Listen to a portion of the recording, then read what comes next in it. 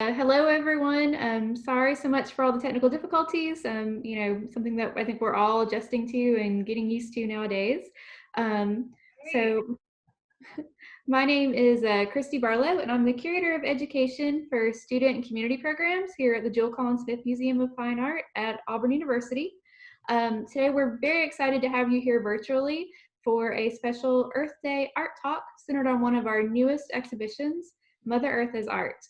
This exhibition explores a unique intersection between science and art by examining photographic manipulations of our planet's surface, and we are excited to be able to present this exhibition in collaboration with the university's Department of Geosciences. This exhibition opened up on March 3rd, so some of you may have been able to check it out when it initially opened, but if not, the museum has been closed since March 16th. If you weren't able to check it out, we do have a digital version available on our website, and we'll share that link. So our guest speakers today are Dr. Chandana Mitra, Associate Professor in Geoscience, and two graduate students, Megha and Nina, who I'll let Dr. Mitra introduce later on. Just a couple of quick notes for our format today.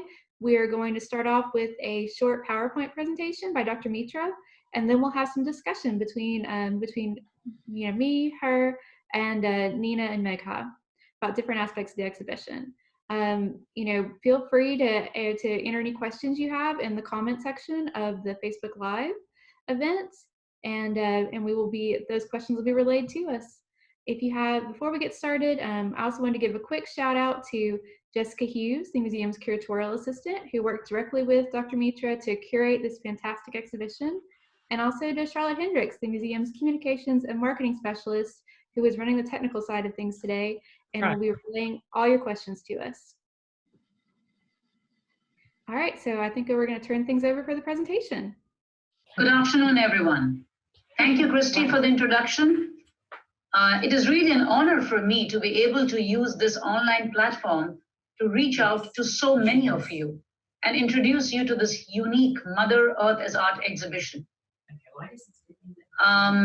There may be some issues with live streaming, as you know, in recent times with the Wi-Fi connection. So what I'll do is I will turn off my video while I'm presenting. I will turn it back on before the question answer session. And I hope you all are okay with that. I would like to thank AmericaView, a consortium of remote sensing and geospatial scientists, of which Alabama View is a member state. And I am one of the principal investigators of Alabama View, along with my colleague, Dr. Luke Marzon. This consortium has 39 active member states and is funded by United States Geological Society, or USGS. I would also like to thank the Department of Geosciences and Jewel Collins Smith Museum of Fine Art at Auburn University. Without their help, this wouldn't have been possible.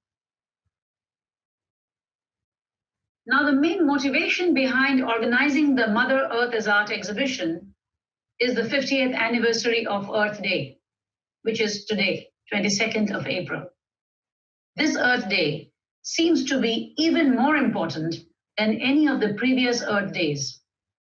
We are presently in a pandemic crisis.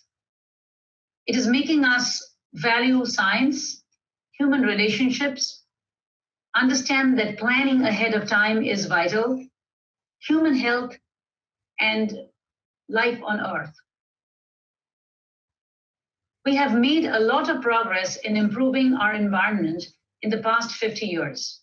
The air we breathe, the food we grow. We have learned techniques to become more resilient to climate extremes.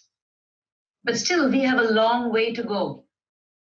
And one of the best ways to achieve that is by educating the young generation, educating the masses about science, applications of science, and how it can be used to improve life.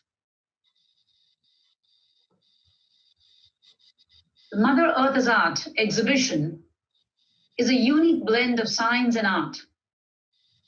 Global and regionally significant locations on Earth are displayed here, depicting not only the aesthetic beauty and geologic diversity of the Earth, but also highlighting human presence and impact on the planet. From their orbital vantage points, these satellite images offer rare perspectives on our home and create opportunities to reflect on our interactions with her. The images captured display the continuous evolution of the Earth's surface, exposing the patterns sketched by nature on nature. A very effective way of revealing these changes is by transforming satellite images through color enhancements into beautiful art forms. The Mother Earth is Art exhibition is such a platform which highlights these transformations and enhancements. This exhibition also emphasizes STEAM, the educational discipline that engages students around the subjects of science, technology, engineering, the arts, and math education. STEAM is a method which helps make science more comprehensible, more fun to understand. Now, I will not do justice if I do not talk about what went into making this exhibition possible. The first step involves the selection of locations of interest, downloading satellite images from USGS, and processing them in remote sensing softwares. You can also download them from the USGS Earth as Art webpage. These images are actual pictures of the Earth, created by printing visible and infrared data in colors, visible to human eye. Band combinations and colors were chosen to optimize their dramatic appearance, which is then color enhanced through softwares to bring to prominence various earthly features. Last but not the least, the images were printed, framed, made ready for the exhibition. In our case, the printing and framing was done by the Jewel Collins Smith Museum. Thank you everyone at the museum. It made everything so easy for us. Now back to the actual exhibition. The Mother Earth is Art exhibition has 3 sections. The first one is Our Beautiful Earth. The second one, Human Footprint on Our Beautiful Earth. And the third one is The Future of Our Beautiful Earth. There are 5 to 7 images in each section. I will show you 2 or 3 from each section. If you want to see all the images, please visit the museum webpage. Each of the images chosen or created for this exhibition tell a story about the Earth and its unique features. The first image, which has been chosen from the section Our Beautiful Earth, is called the capillaries. The capillary-like features, which you see on the image, actually depict dense tree cover, along with the numerous streams that flow along rich tropical grasslands. The beauty of the image is enhanced by the Meta River, resembling an artery among capillaries within the human body. The Meta River is a boundary between Colombia and Venezuela in South America. The second image from the Beautiful Earth section is called faults. When land masses collide, rock layers can break. Geologists call these breaks faults. This image is from Western China. Rock layers are offset, making the faults remarkably clear. The different colors indicate rocks that formed at different times and in different environments. Now coming to the second section, which is Human Footprint on Our Beautiful Earth. Agriculture, irrigation, urbanization all have left an irreversible and irreparable footprint, giving rise to these checkered and geometric patterns on Earth, which you will see in the next 2 slides. This image is called Deep Blue Cubism. This bit of blue cubism in southern Uzbekistan highlights the intensive irrigation that is common along rivers that flow into the Aral Sea.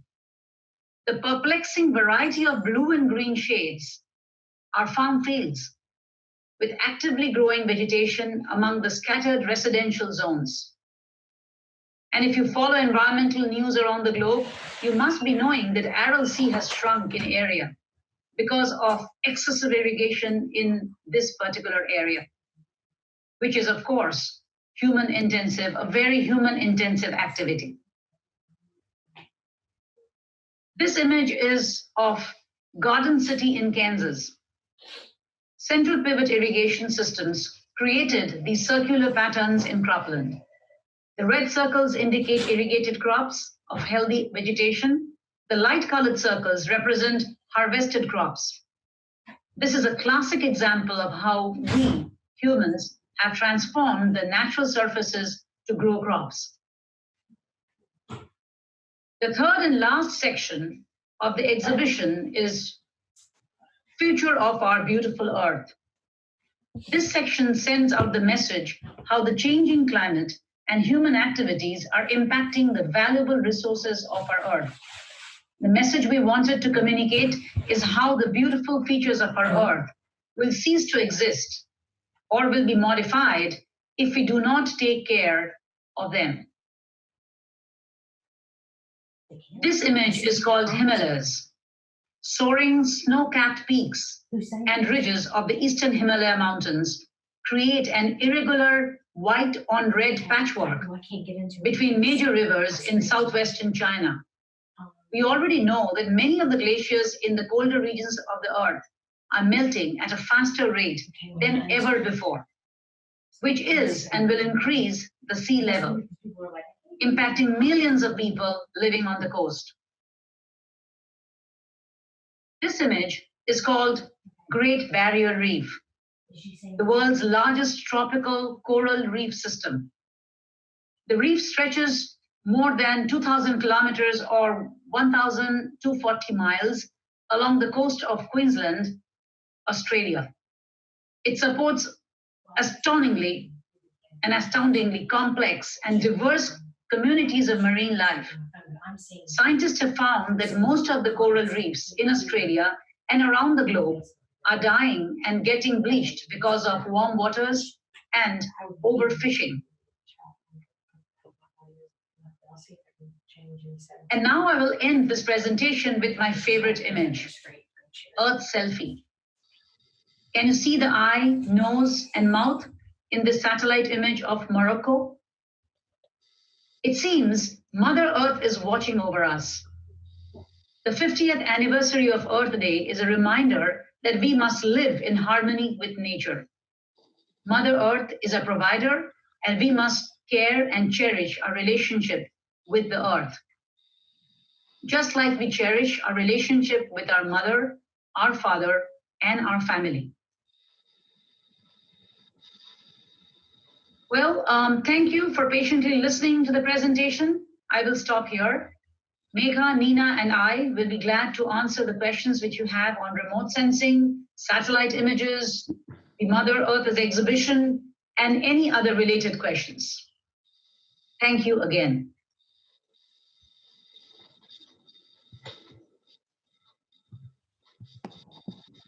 All right. Well, hello, everyone, and thank you, Dr. Mitra, for that presentation. Again, we've been having a few technical difficulties, but we're all getting through it.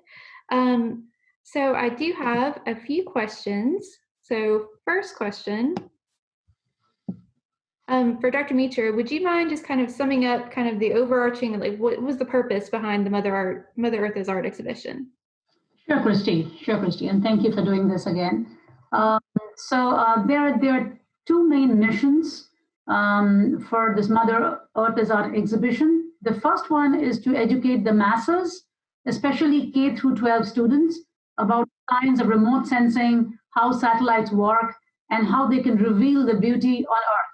Study the Earth, help to see the changes occurring, also to emphasize the importance of STEM and or STEAM, which I mentioned while I was presenting.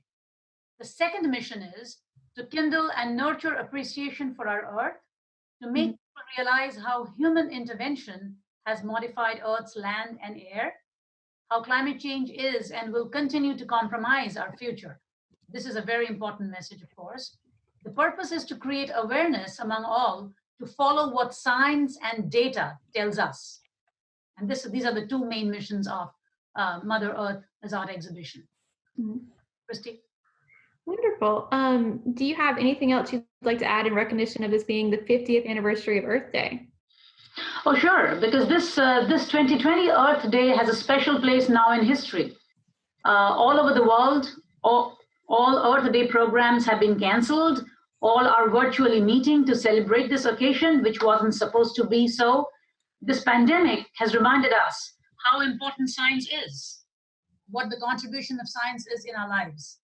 Mm-hmm. So my hope is that this 50th anniversary of Earth Day will bring back some focus on climate change and its short and long-term impacts. The need for us to preserve our Earth, not to overexploit, or in most cases overexploitation, I would say, to be more sustainable, to use more renewable energy, use less fossil fuels, which we're already doing, which we're seeing when we are staying at home during the pandemic. We will, of course, return to business as usual, but hopefully not at the scale and intensity as we were doing it before the pandemic crisis. Wonderful. So Nina, this is for you. What criteria were considered when selecting an image as potential artwork? What kind of things were you all looking for? Yes, hello everyone. I believe that all imagery could be considered as art because we are dealing with colors, we are dealing with texture, we are dealing with shapes. But if we have a feature, like we have contrast, a really good contrast between two colors or more than two colors, and we have some features like specific shapes, like the picture that we saw from Kazakhstan, we saw the agricultural lands, and those features can, like when they mix together with the colors, and when we manipulating them, we can consider that as art. It's like the modern art, and the feelings that it gives us, like some of these art exhibition, they have so much joy because of the colors, because of the textures, and we need to consider those like specific details, like a river, a city, agricultural lands. These can be considered as art for us. Wonderful. And I know you did the, the Photoshop manipulations of these images. So since these images are digital and available online, what kind of software would people need if they wanted to try this themselves? Is there kind of cost of it involved? I mean, so this is an art form that might be a little more approachable for people. It is so flexible, like you can work with any image manipulation software. You can play with different color bands in Photoshop. You can play with color bands in ArcMap if you have access to that. If you don't have access to these two software, even you can do it in QGIS, which is free software that everyone can use and can have access, and it's not that difficult. Like when you find the interesting feature, the interesting imagery, then you can find a process to manipulating it and finding a good shade, good contrast, and create the art that you like and you enjoy. Great. Well, thank you. So Megha, so where can people find these images if they want to be able to manipulate and see more of them? Thank you for the question, first of all. Actually, we use a website known as Earth Explorer. It is a website created by USGS. And anyone, if you have an email account, can create an account. It's a very simple interface. You can type in the place you want to find. You can type in the dates you want to find the images from. And there is a bunch of options that you can use. There is images from NAPE, which is the National Agriculture Portal. There is also images from Landsat, which is a satellite sent by NASA and USGS that has been active from 1980s, and you can find images from the past. They're also trying to launch a new Landsat in 2022, so you can find different band combinations from those images. There is also images from MODIS, there's images from Astros, which are like the elevation models, so you can take those images and also play with different colors and try to make it look beautiful. And yeah, this actually is the website that all the GIS or remote sensing enthusiasts use to get access to the images itself. And it's a very good portal for a freely available image. There are also options where you can find high resolution images, but you have to pay for it, like Digital Globe and other private companies that do have their own satellites, but it's a little bit expensive on that side. But if you just want to play with it, Earth Explorer can be a really good site you can go to, download the image, and like play with the software as Nina mentioned. Wonderful. So real quickly, could you also tell us what other purposes are these images used for? I mean, we're using them, you know, as artwork in a museum right now, but what other ways are they utilized? Yeah, so thank you again. There are different ways these images can be used. So me being from a geoinformation background, we use these images for various purposes. Being back home, I'm from Nepal, and in 2015 there was an earthquake, and we use satellite images everywhere. It was used hugely in disaster management, from knowing where the IDP camps are, to knowing where the damages happened, to knowing how many people were injured. These images were used. I use these images for disaster planning, in a sense, like I did my thesis on urban flooding in the Kathmandu Valley. So the images were used to understand the river course, how much water will go on both the side, how many buildings will be affected by it. People use it for land use planning. They use it for community planning. They also use it to see where different parks are. And also people in daily life use these images. Everyone is familiar with Google Maps, right? Oh, yeah. The pieces of Google Map are those images. So if you go in your phone and change the layer, you can see the satellite image itself. So people use it to see their homes, to find where they are going, to actually in different sectors, to business, to health, to everywhere. Even now in this COVID-19 pandemic, people are using the satellite images to understand where it started from, how the spread is going on, and so forth. All right, well, thank you. I think that is it for us today. I want to thank all three of you for participating, and I want to thank our audience for hanging on despite some of our technical issues there at the beginning.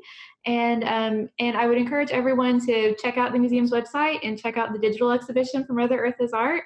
And I should also mention that even though the museum's building is currently closed, our grounds are open. So as long as you maintain social distancing, if you want to get out and enjoy Earth Day, please feel free to do so.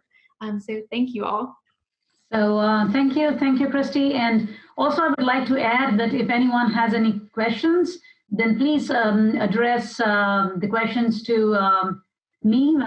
So Chandana Mitra, and their email is chandana@auburn.edu. And if there's any specific questions for the two grad students, Nina and Megha, then I can forward those questions to them too.